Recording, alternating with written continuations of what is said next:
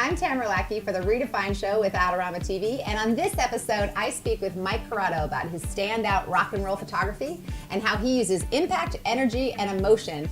Plus, you can't help but notice how his passion for his subjects translates into his image as he walks us through exactly how he creates one striking photograph.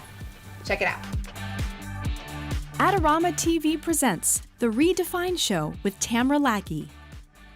Hey Mike, how you doing? I'm doing good. How are you? I'm doing well. Good. Are you having a good time here in Las Vegas? It's a beautiful place to be because the East Coast is not the place to be right now if you're north. No, it is not the place to be. I wanted to talk to you because I've been following your work for a while. You're also my friend, but I've been following your work for a while, and you've got so, like, the word that jumps out at me when I look at it is like energy. Energy is a good word. Especially your drummer work. Right. It's just psh. Tell me a little bit about what it is that you look for when you're setting up your shots, when you're creating your images. Well, the type of work I do is spontaneous, so it's about action. So you don't know what you're looking for, you have an idea of what you're going into. Right. But I think the key ingredients to what I like to see in my shots is impact, energy, and emotion. Impact, energy, emotion, okay. I think those words are so critical. Sometimes you go out there and in sports or rock and roll or any kind of action photography, you go out on the blind, you know? You don't really think about it. You think about making the action shot, but you're not thinking about getting to the action shot. Right.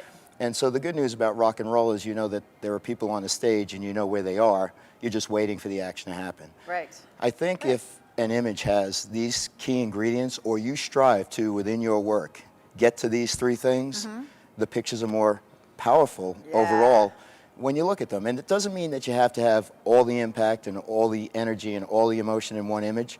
There are varying degrees of that in each of the individual images that you create. And if I get all three in one, then I know I've scored probably the better image of my take. Yeah, absolutely. And you will build your image with remotes and such. Tell us a little bit about that. Yeah, well, remote photography comes from the days of my sports work, and now I've taken it into rock and roll. And I've done things a little bit differently than most because of frustration. When you can't make an image, what do? We try to solve the problem. This is a game of solutions. So I felt like drummers, you know, are probably the heartbeat of everything we do. Music is the heartbeat of everything we do. Lyrics are a part of my life. They help tell my story, like our images tell stories. And so while shooting drummers from the photographic pit, which you typically are in, regardless of what you do, the longer the lens, you're still blocked by the obstruction of cymbals, stands, pipes, tubes, and the framework of the drum kit. And you may get that cute little, you know, there's his face, but where are the drumsticks, where are the hands? And you never get those elements together. So like the sports days, trying to bring the camera to the action where I can't stand was the motive to get past the frustration of not making a picture. Kind of like a hero picture of a pilot in a cockpit. Right. Nice super wide angle lens, real close up, but if you get it at the right angle, it doesn't distort too much. And now you're right there playing in the line of sight, no obstructions whatsoever. And I started that with a Canadian band, Nickelback, with Daniel Adair, who he had a great passion for photography. We traded our thoughts and what we knew. He gave me access to his drum kit. We started with one remote. It was a semi-failure, but what we learned, we took to another concert and we put two remotes up, and I hit a picture that I don't know that I could ever replicate again, that had all of the impact I needed, all the energy I needed, and the emotion of him rearing back with the drumsticks is something I don't know that I'll ever get again. So what was key about this shot, the placement of this camera was actually suggested by the drummer Daniel. And this is under the China cymbal. And he said, I whacked that China cymbal up and down during the concert. You'll get a great picture from here. And that's exactly what happened. But what's nice is all of the elements coming together, the impact, the energy, emotion. Look at how the head is reared back. You know how many people told me they thought that was sweat coming off his head? What it is pyro in the background. The position of the stick, the drumstick, as it comes out towards the bottom of the frame. I don't know that I could have placed it any better. The cleanliness of the drum kit, the reflections in the drum that you can see from the pyro. And then you got another stick coming up towards the back. That again, you can't frame that any better. I mean, maybe it could be a little higher, but in the sweep of the lines within the frame, it just seemed to work perfectly. And then of course the emotion comes in his face. So the impact of the moment, the visual here, the emotion in his face, you know, the energy overall that the picture has to me does have those three key ingredients that I look for, that I love to see. You have recently become pretty obsessed with bird photography. Yeah, you know, I believe in one thing as photographers, whether we're in business or not, it's a hobby.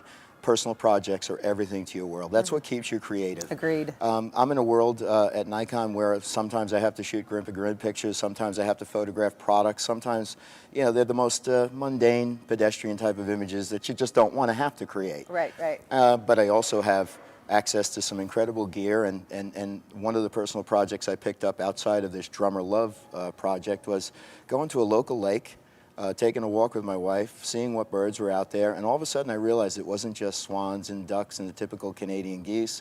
There were double-crested cormorants, there were all kinds of beautiful heron. And as a sports photographer, I wish I would have photographed birds first because it's the toughest thing to shoot in action. Yeah. Would have made me a better sports shooter. I realized there was a story to tell, and that's the birds of Stony Brook. And of course your mind starts to go into these fantasies, like maybe there's a book, maybe you can sell this to Stony Brook, maybe you can help tell the story to bring people to the community to see the beauty that you see. Yeah. And as the seasons change, this is the first year I had one full season of photographing the birds from the spring through the fall and now into the winter. So the birth, the progress, the growth of cygnets, you know, into swans. They're creatures that I want to go out and find and see, and if I don't find them, I go home depressed. Oh, wow. I do. Yeah. It's obsessive, and it's compulsive, and it's habitual, and it's addicting. What are your favorite pieces to shoot with that allow you to get that impact, get that emotion, to meet that obsessive need? Yeah, 30 years working for Nikon, I have had access to a locker we have for Nikon Pro Services, and I would think it really is dependent on the subject that I'm shooting. So if I'm going for the birds, the longest focal length I can get with a D810 and an 800 millimeter 5.6 and a teleconverter, you know, so I can take that creature and bring him much closer to me, bring it much closer to me. But there are also times when, at certain times of the year where the birds are much closer, so you don't need as long a lens, like an 80 to 400 is more than okay. You try to work a lens like an 800 or a 600 millimeter, and they're real big lenses. They're a lot lighter than they've ever been, but still after 20 minutes, 30 minutes, an hour, you really do need the gym to be able to handle these types of lenses. Because as most would say, where's your tripod, where's your monopod? I like to break the rules. I know that's the right way to go. But when you're trying to focus on a bird that's flying up above, monopods don't cut it unless you kick them off the ground, and tripods don't work because you can't maneuver and get down quick enough. And I've tracked egrets as they've come from a distance right overhead, and you literally have to go right up, and you can't do that with any device on the bottom of the camera or the lens. So, where can people go to see more of this work? I have a website, CorradoPhotography.com. Corrado Photo is a social handle for Instagram, Twitter, and the Facebook page. Thank you so much, Mike. That was incredibly cool. Join us here next time on Adorama TV, and remember to subscribe to Adorama TV for some extraordinary videos, tutorials, and walkthroughs.